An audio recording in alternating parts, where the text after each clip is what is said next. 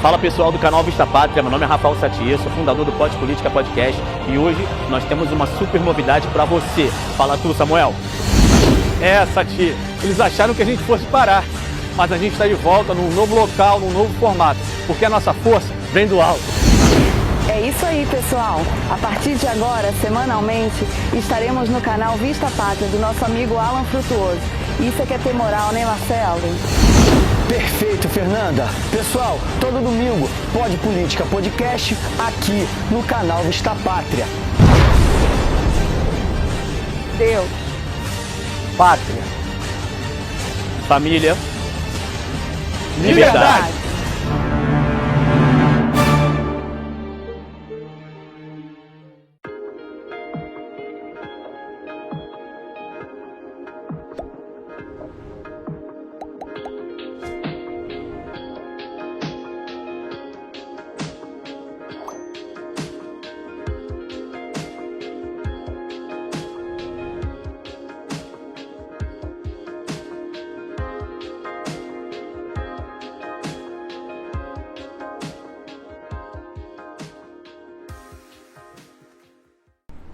Fala pessoal, tudo bem com vocês? Meus amigos do canal Pod Política Podcast e também do canal Vista Pátria. Esse é o primeiro episódio desse novo formato do Pod Política Podcast, agora aqui em parceria com o nosso amigo Alan Frutuoso no canal Vista Pátria. A gente está extremamente feliz, né, Fernanda? Por tudo isso que está acontecendo aqui. E sem mais delongas, né, já vou anunciar logo que o nosso convidado de hoje é o deputado estadual Márcio Galberto!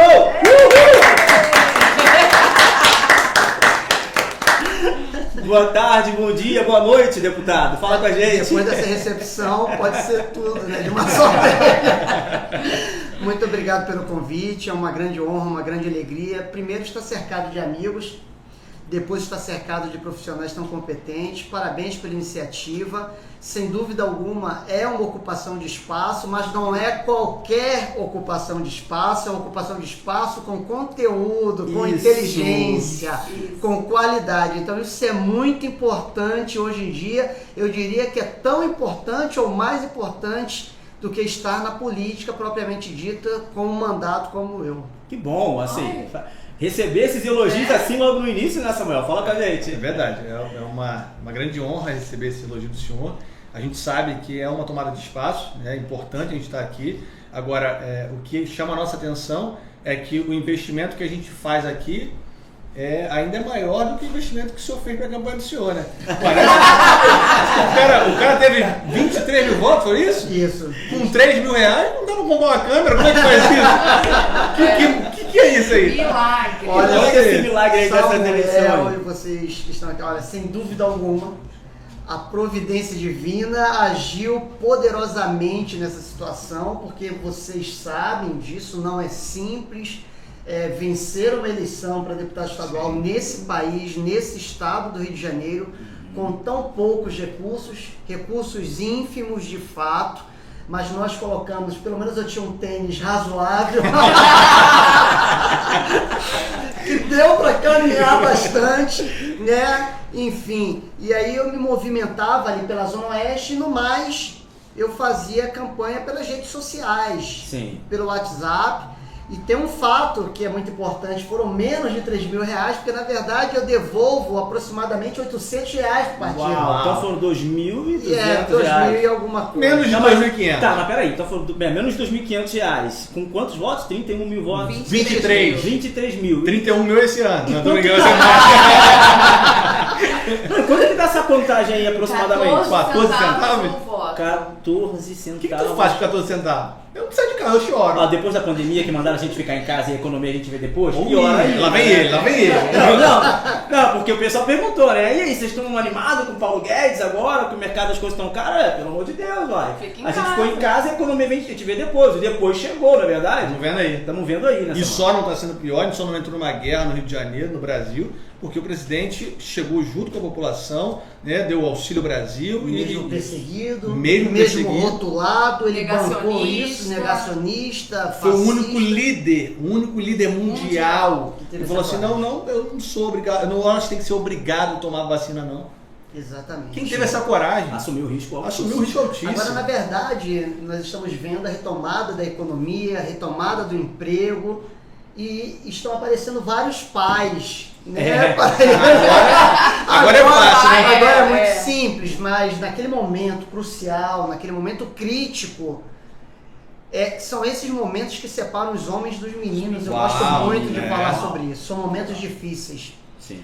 E quem foi até o fim, quem teve a coragem de manter sua palavra e de conduzir o Brasil por um rumo certo, adequado, mesmo quando perseguido, injuriado, difamado, foi o presidente Bolsonaro. Verdade. Isso é muito claro, Sim. isso é inegável. Então, sem dúvida alguma, nós tivemos outros atores, nós também fizemos parte disso, Sim. dessa retomada do Brasil ter conseguido passar, apesar de mais de 600 mil pessoas que faleceram. Me solidarizo a essas Sim, famílias nesse claro, momento. claro, Nós oramos sim, com certeza claro. para que Deus possa consolá-las, sem dúvida alguma.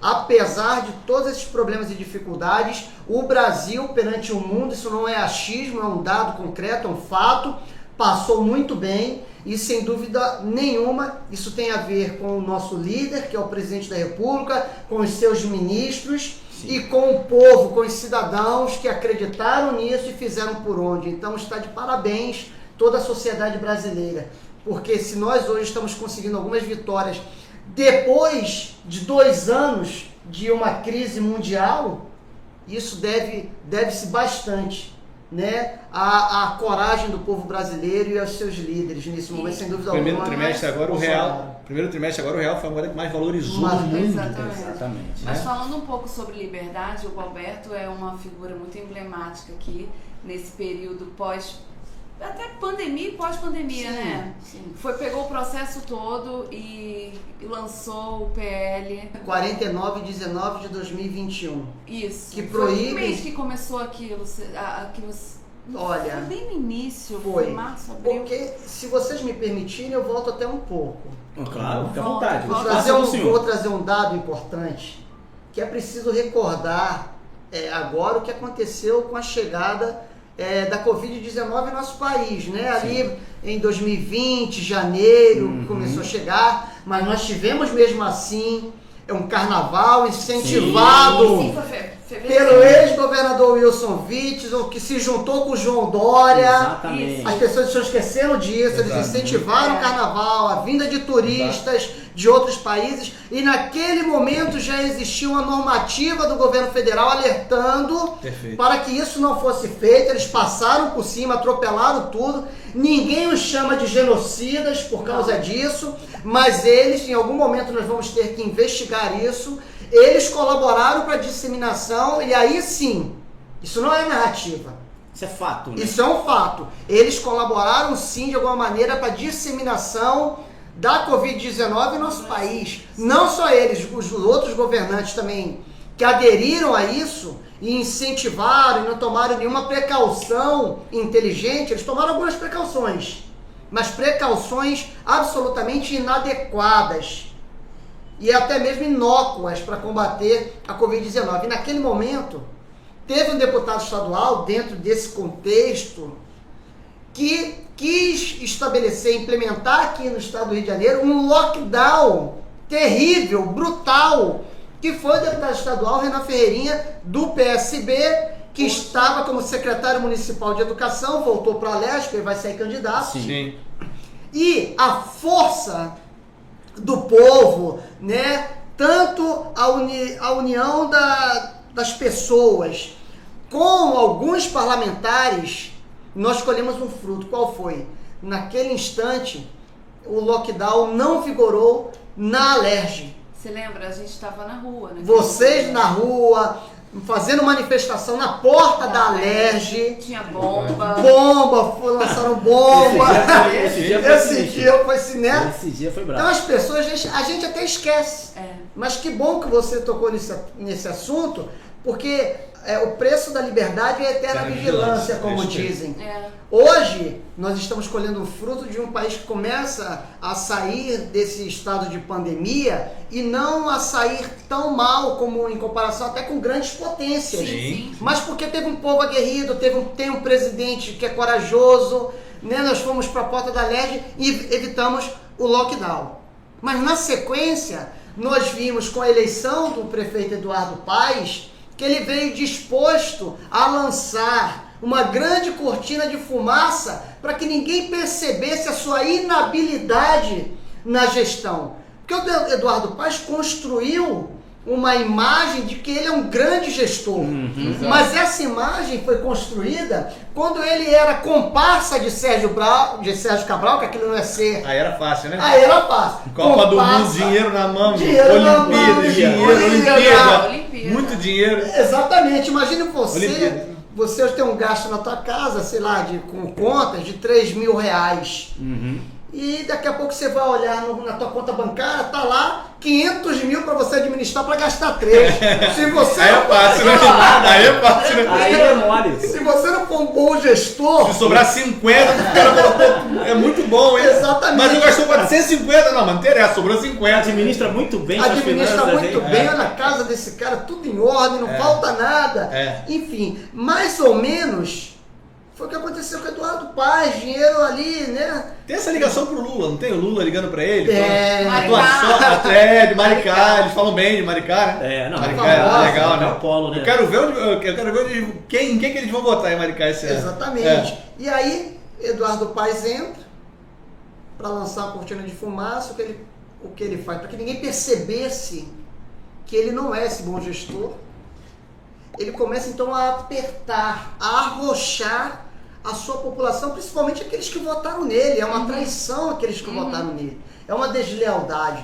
Como que você assume um governo e a primeira coisa que você vai combater é a dignidade da pessoa, é a liberdade da pessoa, porque foi isso que ele fez. Os decretos dele têm a intenção de atingir as pessoas na sua dignidade. Quando ele faz, num dos decretos diz o seguinte: aquele que não estiver vacinado, a partir de agora, não poderia fazer uma cirurgia eletiva. Foi pesado isso. Gente, isso foi é crueldade. Eletivo, isso é desumano demais. Desumano demais. E ocorreram casos de cirurgias De pessoas, desmarcadas. Sim. Vários. E a gente Se alguém que está nos assistindo não saiba o que é uma cirurgia eletiva, qual é a diferença da cirurgia eletiva para aquela cirurgia que a gente pode... Não, é uma cirurgia que a pessoa pode mudar, pode fazer, às vezes a pessoa vai fazer uma mudança estética, é uma coisa.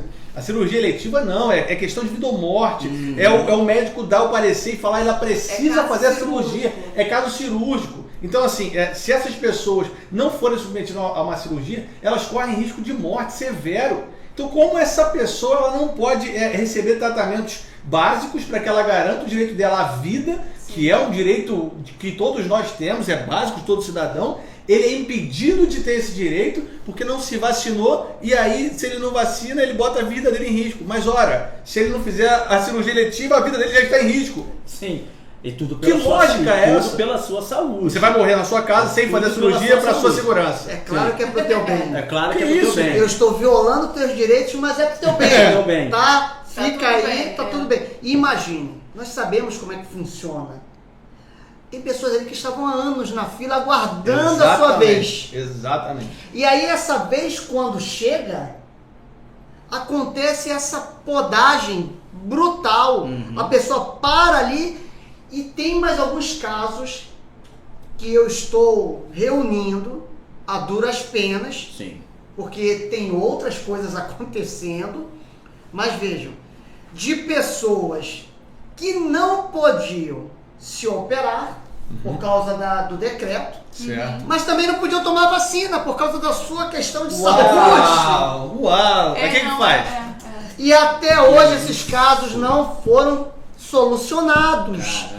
E nós não estamos lidando com coisas, nós estamos lidando com pessoas, Vidas humanas. com vidas. Sim. E criou-se, então, nesse momento, uma situação que ninguém consegue resolver a contento, porque foi uma armadilha que eles mesmos criaram para si. Exatamente.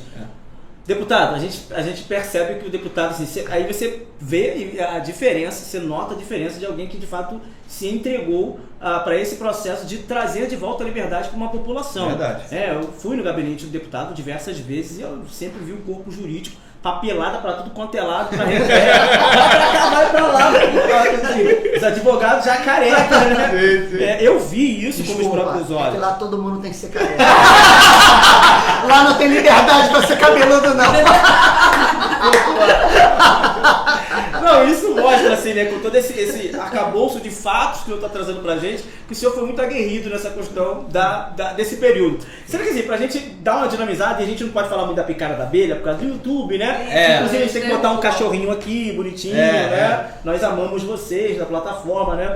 O deputado também, o senhor é inspetor de polícia, né? Linha dura. Eu sei que tá na minha cara que eu sou inspetor da Polícia Militar. Eu tenho a fisionomia de policial bravo. Não passa nada. Não passa nada. O pessoal chama ele de cerol na polícia. Isso aí. Inspetor de Polícia Civil, linha dura, mas o senhor também é muito querido pela corporação. E em 2021 também acabou acontecendo um fato muito triste, né? Que o senhor sofreu um atentado a tiros, né?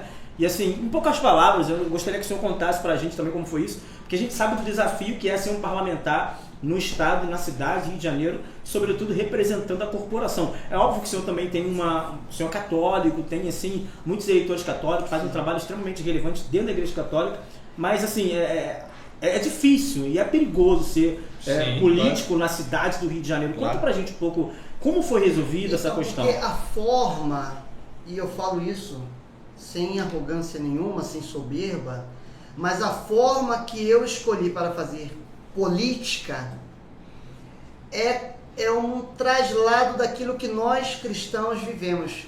Quando a gente leva a sério o Evangelho, é pegar a Avenida Brasil na contramão. Mas a Avenida Brasil é antes ou agora que tá toda parada, toda enfadada, que o pai agora, falou que vai fazer aquele negócio agora. Então é você ir do centro a Santa Cruz na contramão. É isso. Exato. Eu aproveitei aquilo que eu já experimentava dentro da igreja e trouxe para o campo político. Então, sem dúvida alguma, quando você faz esse tipo de política, e eu apostei nisso. Sim. Eu acreditei que essa era a forma correta. Não existiria outra forma de fazer política que não fosse de forma honesta, por óbvio, transparente e tendo contato, tendo calor humano. Você precisa desse contato, você precisa desse olhar nos olhos do outro e ouvir também. É claro, hoje eu não consigo atender todas as pessoas que me procuram. Sim. Mas eu atendo um bom número dessas pessoas, sem dúvida alguma. Sem dúvida alguma. E não atendo de forma mecânica, porque eu estou na política, então eu tenho que cumprir um rito. Não. Eu atendo porque isso é típico da minha natureza. Eu gosto de lidar com seres humanos. E quem não gosta de lidar com seres humanos não pode estar no serviço público e muito menos na política, que é um serviço público também. Sim, verdade. Bom, naquele momento, o que trouxe questões delicadas e complexas nisso que aconteceu comigo? Porque dentro do que você me perguntou, e eu vou chegar lá, até amanhã eu chego lá e te dou. Até amanhã eu te respondo. Dentro disso, né, porque acho que tem a ver, era um momento, depois do lockdown, era um momento que nós começamos então a romper com Wilson Witzel, porque começamos a descobrir pistas, indícios, rastros de que o governo do estado, por meio do seu governador Wilson Witzel, não estava tratando dos recursos públicos com honestidade.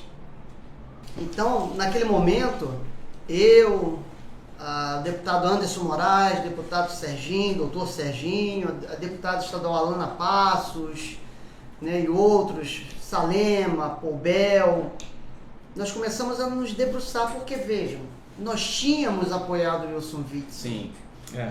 Nós fizemos campanha para ele, acreditando que dessa vez seria tudo diferente. Havia uma esperança. Esperança. No executivo estadual, né? É claro, nós tínhamos, naquele instante, saído de uma Lava Jato. Sim. Começamos a sair de uma operação Lava Jato, não do lavajatismo, naquele momento Sim, era a operação era Lava Jato, que tinha prendido pessoas importantíssimas, políticos, né? Uma grande parte do Partido dos Trabalhadores, enfim, inclusive o Lula, que foi nomeado pelo Ministério Público, não sou eu que disse isso, nem você, nem você, mas o Ministério Público disse que ele era o chefe dessa organização criminosa. Será? Enfim. Mudaram de ideia, né? Mudaram de ideia. Mudaram, Quem mudaram? Descondenado. Quem mudaram? Descondenado. Descondenado. Então, surge no horizonte um juiz Linha dura. federal, juiz federal, É. que não era aqui do estado, que estava lá no Espírito Santo, se eu não me engano, Sim. Levava uma vida simples. levava uma vida simples. Eu falei, nós falamos, bom, esse cara vai fazer diferente. Na verdade, muito mais do que fazer diferente, né? Nós somos chamados a ser a diferença que nós tanto exigimos. Então, mas não, ele começa a repetir, também não sou eu que estou dizendo, as investigações, começando a mostrar que ele estava repetindo aquilo que o Sérgio Cabral e o seu grupo havia feito no estado do Rio de Janeiro. Não era possível. Nós então começamos a investigar. Da mesma forma que nós o elegemos, Sim. nós fomos fundamentais no impeachment do Wilson. Justo. Fundamental. Foi o primeiro governador da história do Rio de Janeiro a ser Acho que do afastado. Brasil Do até. Brasil, né? Achei que era o primeiro a ser preso. Não, né? Tem outros aí, né? Não, Rio de Janeiro é a gente. Batendo recorde, Samuel. todo ano. Não acredito. Agora, fazendo um paralelo com o governo Castro, como o senhor enxerga o governo Cláudio Castro e quais paralelos o senhor encontra que fala, isso aqui a gente melhorou 1000%? Então, o governador Cláudio Castro, ele tem uma grande bandeira na área de segurança pública. Sim. Então, é inegável que houve um grande avanço para a área de segurança pública. Evidentemente, eu sou inspetor da Polícia Civil 20 anos, só eu peguei 20 anos de sucateamento. Caramba. Aquela história do Tropa de Elite, do aquilo Tião ali. trocar o carburador, Então, correr carro. Aquilo ali é real mesmo, aquilo ali é real. Empurrou o carro. Eu não sei de empurrar carro, o golzinho que eu andava no banco tinha uma madeira, né? Porque era um rasgo enorme. Afundava, um rasgo gigantesco, enfim. Todos nós pegamos essa época. Eu já dormi com rato, né? No plantão, tô lá ouvindo. Não, mas peraí. Rato animal ou. Rato animal. A ratazana descendo pela tubulação, Meu né? Deus. Do ar-condicionado, a parte correndo dentro da delegacia. Imagine a cena, né? Uma coisa surreal. Então, eu estou falando só de coisas mais leves. Então, eu peguei 20 anos aí, 18 anos de sucateamento. Sim. Esses 18 anos, você não vai recuperá-los em 18 meses. Claro, Não. claro. Mas é claro e evidente, eu não posso ser injusto, que começa a haver uma recuperação. E aí eu tenho que abrir esse parênteses também para elogiar o papel da Alerj nesse processo. Sim. Nada do que foi para a Alerj para beneficiar, ou melhor, tudo o que foi para a Alerj para beneficiar a área de segurança pública foi aprovado. Muito legal. Eu não sei os anos 2018 para trás, se já houve um período de tantas vitórias para a área de segurança pública, mas eu posso dizer seguramente que de 18 para cá nós tivemos muitas vitórias, né? No caso de 2019 para cá, que foi o período que nós tomamos posse, que também não pareça soberba da minha parte, mas são fatos. A área de segurança pública teve muitas vitórias. Sim. Sim. Precisamos melhorar? É claro. Sim. Sempre. Vou chover no molhado novamente. São problemas que já se arrastam, que precisam, né, ser melhorados urgentemente. Até porque é uma área sensível. Para que haja investimento, o investidor quer encontrar uma paz social. Segurança, sim. Senão, como que ele vai investir naquele estado? Se não tem tranquilidade, se não tem segurança, tanto social quanto jurídica e etc. Então ele precisa encontrar isso. E quem dá também, e de forma bastante relevante, essa segurança até para esses fatos, turista quer encontrar o quê? Além das belezas, segurança. Exato. Né? Já falei do investidor. Há um tempo atrás, não sei se vocês se lembram, mas os donos de transportadora ameaçaram abandonar o estado. Eu lembro disso. Ir para São Paulo, todos iram para São Paulo. Todos. Ia trazer um desemprego enorme, seria uma tragédia para o estado. Verdade. A galera não percebe isso, né? Se esquece rapidamente, mas foi uma situação gravíssima. Gravíssima. É quase que... Era no claro arco que metropolitano que acontecia, né? Os assaltos na Dutra, Washington Luiz, Avenida Brasil. Na verdade, o arco foi até uma... Desculpa interromper o senhor. Fica à vontade. Você, Márcio. Muito obrigado. Ele tá aqui desde o começo, cara, me chama de Márcio, cara, me chama de Márcio, não consigo.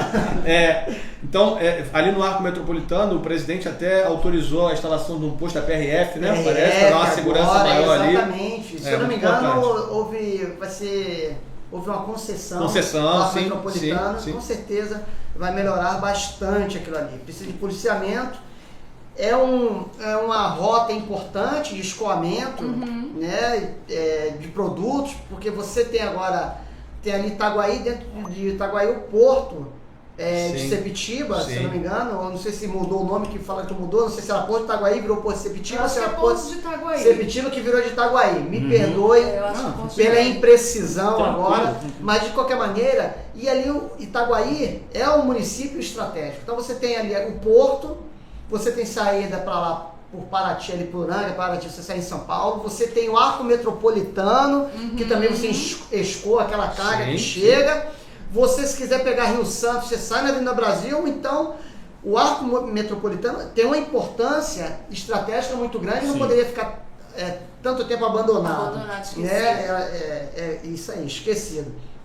Então, você veja que dentro desse contexto, nós estávamos investigando, e um belo dia, investigando isso. Eu não vou ser leviano de fazer nenhum tipo de acusação, até porque as investigações estão correndo. E aí eu saio da Lerge, o Jean estava comigo, está até hoje aqui comigo também o Jean, estava a Luciana, e o carro estava cheio. E quando nós chegamos ali na altura de Guadalupe, o trânsito, tudo parado. Tem um pouquinho de trânsito, pouquinho o negócio.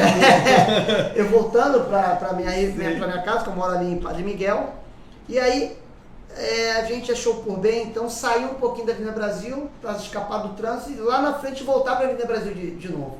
Mas nós saímos da Avenida Brasil, 10 metros, 20 metros no máximo, e pegamos logo a primeira rua à esquerda. Não entrou em algum lugar para... Não, tanto... Na paralela Brasil. Na paralela Brasil. Tanto é que quando são prédios ali, né? E de vez em quando a gente via a Avenida Brasil, então estávamos paralelos à Avenida Brasil. Aí, em determinado momento, a gente passa por um quebra-mola, diminui a velocidade, a rua já tinha vários quebra-molas. Quando houve essa diminuição, eu reparei que a uns 30 metros, 30, 40 metros, sai um rapaz que estava no canto da rua, saiu para o meio, foi para o meio da rua. Na hora eu pensei, será que nós entramos em alguma comunidade dominada por traficantes? A mente, né, muito rápido, que fala ali. Aí eu, não, calma aí, não tem comunidade, porque a comunidade aqui dominada por traficantes mais próxima, fica uns longe. 600, 800 metros. Não é possível que os caras estejam, o que nós chamamos na linguagem policial, para isso que eu vou falar agora, não é possível que a contenção dessa comunidade esteja a 800 metros. Não fica tão distante assim. Aí eu falei pro nosso amigo Anderson, que estava dirigindo, falei, Anderson, diminui a velocidade, tá estranho. Aí o Anderson diminuiu. Quando o Anderson diminuiu, eu reparei que esse cara foi com a mão dele pra cintura. Eu falei, Anderson, dá ré. Foi falar da ré, o cara meteu a mão e começou a atirar. Caraca! Aí ele atirando, Só que ele deu uns 2, 3 tiros, O seu carro era blindado? era blindado. Também depois de muita luta. O senhor não queria? Eu não queria carro Meu blindado. Deus do céu! Eu imaginei. E aí? Homem de Caraca, fé, a assessoria muita passa fé, mal. Roberto. Meu Deus do céu. A assessoria... Obrigado. Olha o Jean, meu filho. É graças a esse homem, tá? Se eles estão vivos, é graças a esse homem. Assessores de plantão, continuem. Pelo amor de Deus. Mas eles apelaram, e vocês vão achar essa história interessante, porque eu não queria. Eu falei, olha, eu ando de trem, quando tem que andar de trem, eu ando de ônibus, eu levo minha vida, continuo levando minha vida dentro do possível com a... Você namora no mesmo bairro? Mesmo no meu perguntar lugar, Padre Miguel, há 38 anos, na mesma Caramba. casa, não é condomínio, é rua aberta mesmo, como são a maioria das ruas ali na Zona Oeste, quando no máximo o cara bota aquele portão amarelo, né, pra entrar e vira o condomínio. É isso mesmo. Mas continuo morando lá, e aí um belo dia eu estou em casa, esses caras já tinham insistido a beça. Olha, Márcio, já tinham falado, Márcio, sabe qual é o problema? Não tem problema algum, eu entendo você querer andar com o teu carro, o carro normal, então você vai ter que parar de se chocar contra o sistema. Vai ter que ser um deputado normal. Fazer o feijãozinho com arroz, Não mexe com ninguém. não investiga, não fiscaliza, beleza, tranquilo. Tem problema nenhum. Ninguém vai querer te matar por causa disso. Mas da forma que você tem feito política, dentro dessa investigação contra o Wilson, atingindo pessoas poderosíssimas, naquele momento nós já tínhamos entregados, tenho quase certeza, tudo que nós reunimos para o Ministério Público Estadual, para o Ministério Público Federal, aí eles, qual é a parte que eles apelam? Eles já não tinham conseguido, mesmo com esses argumentos sólidos, não tinham conseguido me convencer. Aí eles falaram, olha, aí reuniram, foram lá em casa, eu vi que todo mundo entrando, falei, morreu alguém. Aí eu pensei, morreu alguém, não é possível. O gabinete Contando todo tá aqui. 1, 2, 3, 4, 5, 6, devia ter uns 7 ou 8. Meu Deus. Eu falei, cara, qual foi a tragédia que aconteceu? Pra eles todos chegarem na minha casa um sábado, Meu Deus. 9 ou 10 horas da manhã, É. eu falei assim, bom, alguma coisa aconteceu, com aquela cara fúnebre, e aí chegaram, olha, Márcio, a gente tem um ultimato. Ou você põe um carro blindado, ou a gente não vai poder mais andar contigo. Você vai se sentir bem se fizerem um atentado contra você, você sair vivo, mas um dos teus assessores falecer, e você podia ter evitado isso, pois jogaram pesadíssimo. Onde pega esse carro? Vambora. Jogaram pesadíssimo, aí mexeram, eu falei, caramba, eu fiquei pensativo. Você quer cuidar do estado do Rio de Janeiro, mas não quer cuidar dos seus assessores? Rapaz. Pesado, né? Pegaram pesado. Pegaram pesado, aí eu fiquei... O senhor atribui então a um atentado de fato essa situação? Olha, Samuel, eu acho o modus operandi, até como policial, estranho. E aí eu vou terminar de contar o que aconteceu. Esse cara já tinha atirado, ele vem correndo atrás do carro e atirando, correndo e atirando. O segurança virou pra mim, um amigo meu que trabalha como segurança, falou, olha, eu fui falando com o motorista pra acalmar, que estava dirigindo pra mim, falei, Anderson, o carro é blindado, né? Pra ele não ficar nervoso e de repente parar tudo, não conseguir dirigir. Eu falei, vai ficar tranquilo, o carro é blindado, ele tá atirando de pistola, não vai atravessar, vai dando ré. Quando ele estava chegando muito próximo, o segurança falou, Márcio, vou abaixar o vidro e vou atirar. Eu falei, pode. O segurança abaixou o vidro, o segurança abaixa o vidro e pum! Um tiro certeiro no cara. Aí a arma caiu, a arma dele. Quando a arma cai, eu não sei se o segurança atirou mais uma vez, eu falei, olha, tá bom. Tinha gente na rua, começou a correria. Quando ele estava atirando, eu não tinha reparado. O criminoso estava atirando, eu não tinha me ligado ainda porque eu estava concentrado nele, né? Mas estava uma correria já na rua, para trás, não na direção dele. Aí eu falei, não, tá bom. A arma caiu, aí eu falei, antes agora, dá ré. Ele deu ré. Nisso vem um táxi. Ele pega a arma, abre a porta e já entra dentro do táxi. Sério? Ele entrou dentro de um táxi. Um táxi, que é um carro que passa tranquilamente em blitz. Ninguém para táxi, entendeu? Então assim, eu não gosto... Isso! Eu não gosto afirmar, de repente seria... Eu não gosto de fanfarronice, fazer Um É um estardalhaço. estardalhaço. Urgente! Urgente, olha!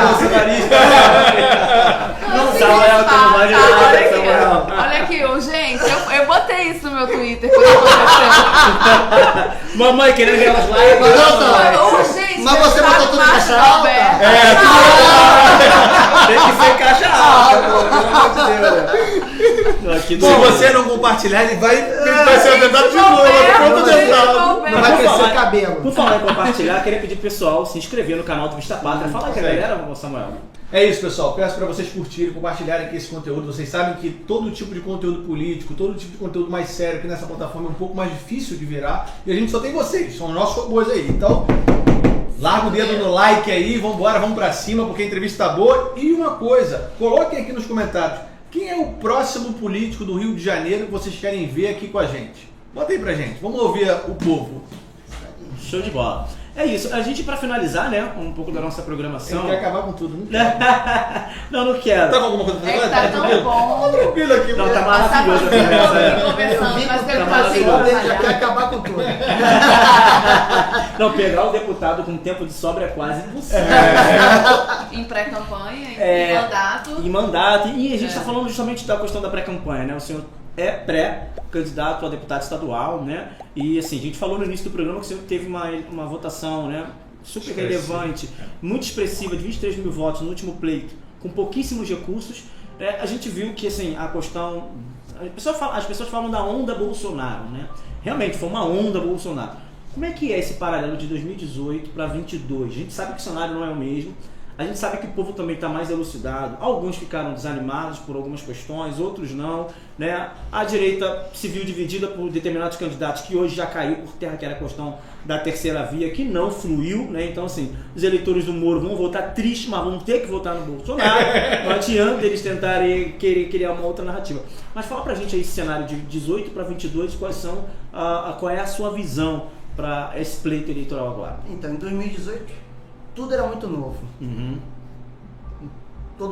Ninguém tinha mandato, nós fomos eleitos realmente. Eu, no meu caso, com uma bandeira conservadora que já trazia da minha ligação umbilical com a Igreja Católica, então Sim. não foi novidade nenhuma para mim isso. Eram as pautas que eu já defendia desde sempre. Foi a primeira vez que você foi candidato?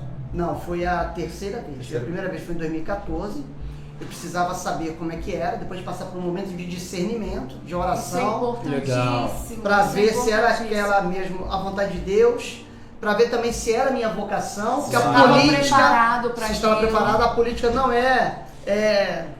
entendam-me bem, não é uma profissão, é uma vocação, Muito bom, assim como é a vocação de médico, Sim. porque quando é vocação você faz com amor, você se entrega, É isso mesmo. você se aperfeiçoa, então você faz tudo aquilo que deve ser feito. Perfeito.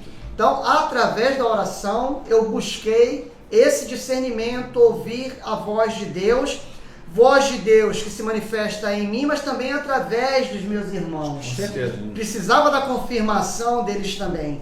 Essa confirmação veio. E daí? Tá, confirmação veio. E agora? Significa que vai ser tudo simples? Não. Vamos trabalhar duro. Né? Se a gente pegar de Gênesis a Apocalipse, a gente vai ver Sim. que mesmo os escolhidos de Deus passaram por momentos Principalmente os escolhidos. Escolhidos, então. máxima O Golias vem pra esse, né? Exatamente. Boa. Que algumas pessoas têm um pensamento contrário. Depois que passou disso, então eu vim em 2014, novamente de forma modesta, tive 3.000 e poucos votos, né? Em 2016 eu vim para manter Sim. A imagem ali, ó, tô aqui. isso, tô trabalho, caminhando. estou caminhando, então eu fiz o dever de casa. Legal. Legal. Sem padrinho. Mas seguiu Legal. o número, assim, a primeira votação foi expressiva, como esses 23 mil? Não, Não, a essa primeira diferença votação foi brutal. Foi 3 mil na 3 primeira. mil deputado estadual, vim para vereador, que é a campanha mais difícil. Sim, Muito é mais pulverizada, pulverizada. né? Você em cada esquina tem 10 Tem. candidatos. Meu vizinho da João do frente. Carlos. Meu primo. Primo, tá todo mundo ali. Querendo Então ser os vereador. votos são mais pulverizados, é bem mais difícil.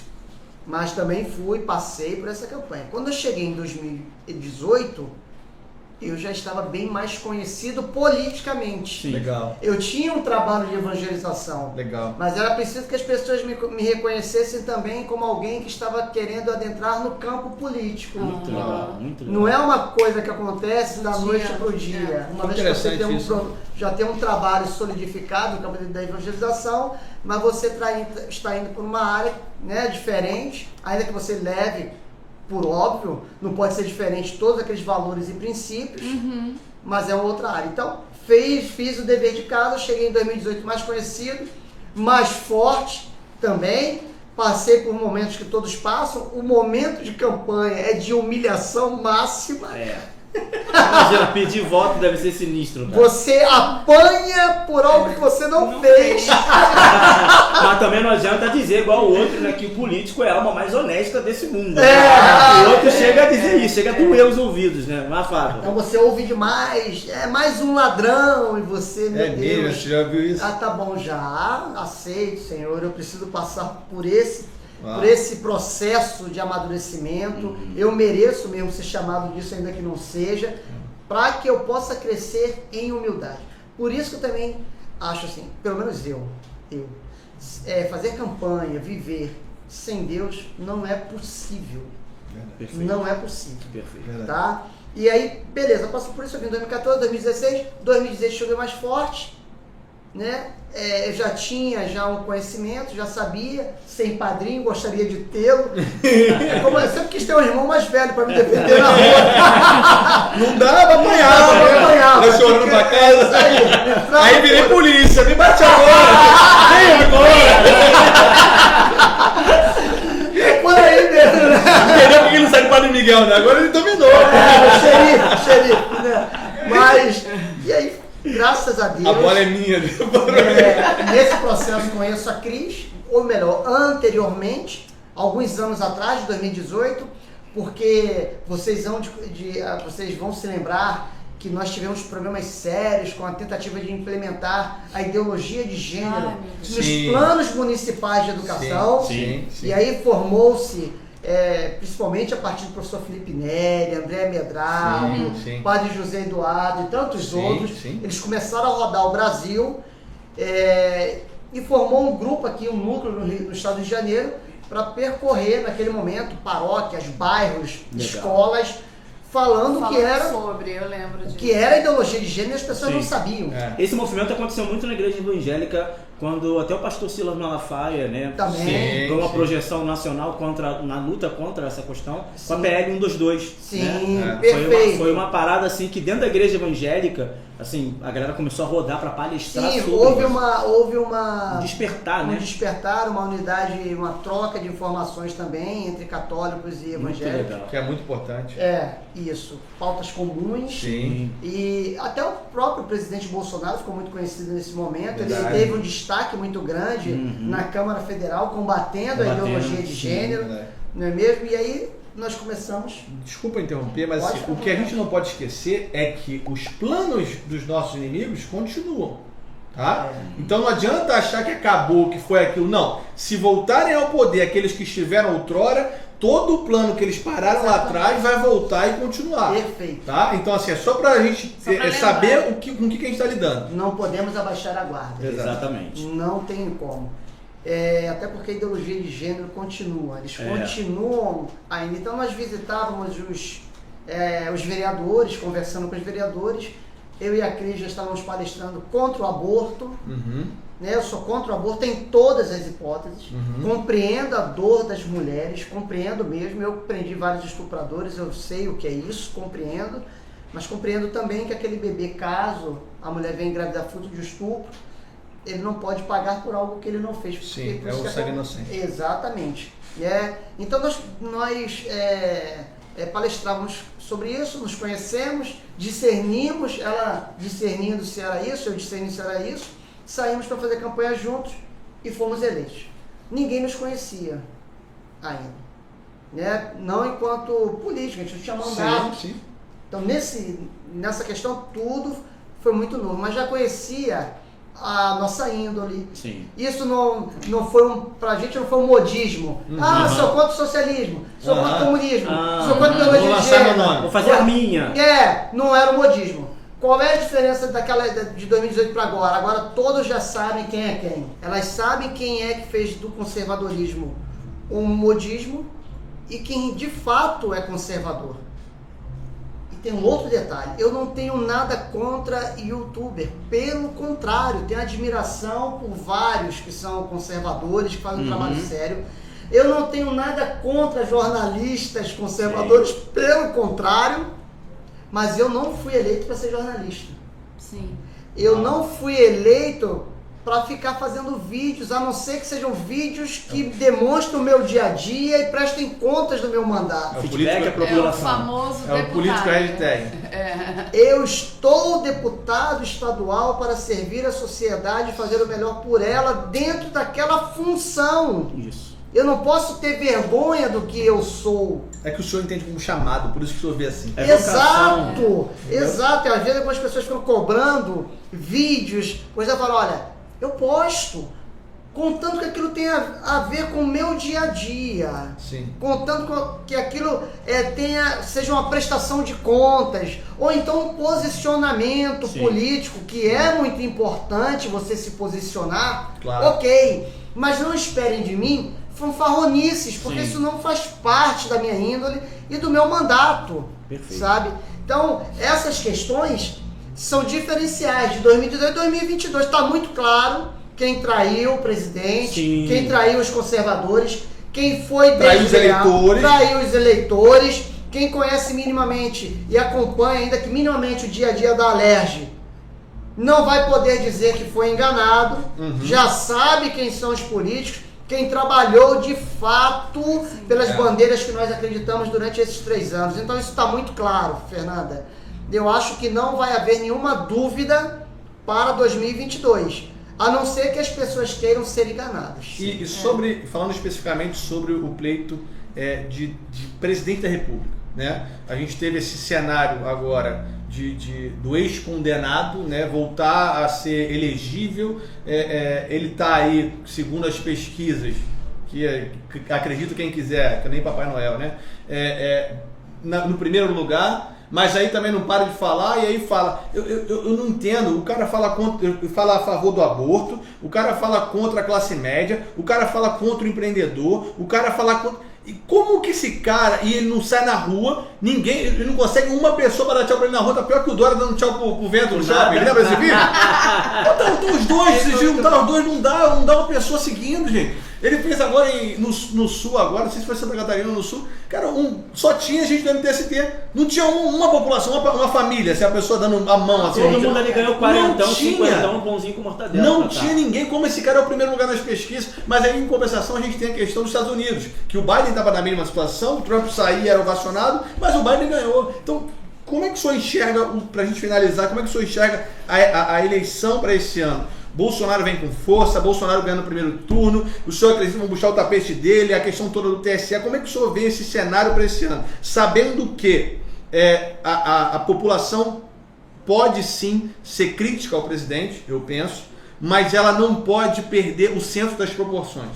Eu não posso querer, como a mídia quer fazer em geral, equiparar uma pessoa que às vezes colocou uma palavra fora do contexto ou falou uma coisa um pouco mais forte com um cara que é um ex-condenado de ser um dos maiores líderes de crime de corrupção desse país. Como que eu vou colocar essas duas pessoas em pé de igualdade? Não tem como comparar Jair Bolsonaro com Lula. Sim. É uma comparação absurda. Os dois são absolutamente diferentes. De um lado você tem um presidente que, na minha opinião, é o melhor presidente que o Brasil já teve. Sim. Tem defeitos, Claro. pode e deve ser criticado, mas a maioria hoje das críticas que ele sofre são críticas inadequadas, que não tem a ver, são injustas. Quando faz uma crítica correta, isso é acatado, não tenha dúvida, tanto pelo presidente, quanto pelos seus filhos, como também pela militância. Sim. E com certeza é uma correção de rumo, quando essa crítica é qualificada. Mas o que nós temos hoje, em muitos momentos, não é essa crítica qualificada. É uma mentira, é uma narrativa falsa. Então, o presidente, para mim, é o melhor da história. Tem seus defeitos? Tem. Quem não os tem? Aquele que não tiver defeito, que atire a primeira pedra. Ele tem seus defeitos. Mas, gente, defeitos são corrigíveis. Do outro lado, nós temos um presidente que foi condenado, Sim. que foi considerado o maior chefe da maior organização criminosa que o país já teve, que saqueou o Brasil de norte a sul, de leste a oeste. Como que se compara isso? É incomparável. É desproporcional, não tem como você comparar esses dois. Então, se não houver nenhum problema, eu oro demais pelo presidente, pela vida dele. Eu acho que ele tem que tomar cuidado sim com a segurança. Se não houver nenhum problema, eu acredito que ele ganhe no primeiro turno e vou trabalhar por isso. Vamos A trabalhar minha candidatura, pré-candidatura agora, futura candidatura importante mas a eleição do presidente Bolsonaro é muito mais importante do que a minha. Perfeito. Isso aí. Muito mais importante. E eu me dirijo a você que está vendo esse programa maravilhoso.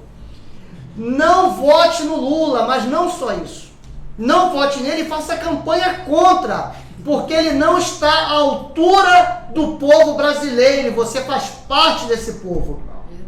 Nós não podemos ter, chefiando essa nação bendita, amada por Deus e tão respeitada mundo afora, nós não podemos ter à frente dessa nação alguém que foi condenado. Tá bom? Então, por favor, faça a escolha correta. Só existe um nome. A terceira via está aí para tirar votos de Bolsonaro. Eles não serão eleitos, eles não querem isso. É para eleger Lula. Não caia nessa farsa. É isso. Perfeito, pessoal. Gente, esse foi o primeiro episódio do Pod Política, vinculado aqui no canal do Vista Pátria, do nosso querido amigo Alan Frutuoso. Esse foi o deputado estadual Márcio Alberto, que nos deu a honra de estar aqui com a gente com toda essa inteligência, sabedoria, veemência nas palavras e convicção naquilo que ele acredita. Parabéns pelo seu mandato, parabéns pelo seu trabalho. Márcio. E muito obrigado por estar aqui, por ter estado aqui com a gente no Pod Olha, eu Política que agradeço. Podcast. Obrigada, viu? Vocês são de parabéns aí. Sensacional. Obrigado. Deus abençoe a todos. Amém. Deputado. Até a próxima, hein? Compartilha, curte, faz tudo aí, divulga. Compartilha pra todo mundo, gente. Obrigada, Alan. Beijo. Valeu, galera. Tchau, tchau. Abraço. Fala, pessoal do canal Vista Pátria. Meu nome é Rafael Satie, sou fundador do Pod Política Podcast. E hoje nós temos uma super novidade pra você. Fala tu, Samuel. Satie, eles acharam que a gente fosse parar. Mas a gente está de volta num novo local, num novo formato. Porque a nossa força vem do alto. É isso aí, pessoal. A partir de agora, semanalmente, estaremos no canal Vista Pátria do nosso amigo Alan Frutuoso. Isso é que é ter moral, né, Marcelo? Perfeito, Fernanda. Pessoal, todo domingo, Pod Política Podcast, aqui no canal Vista Pátria. Deus. Pátria. Família. Liberdade.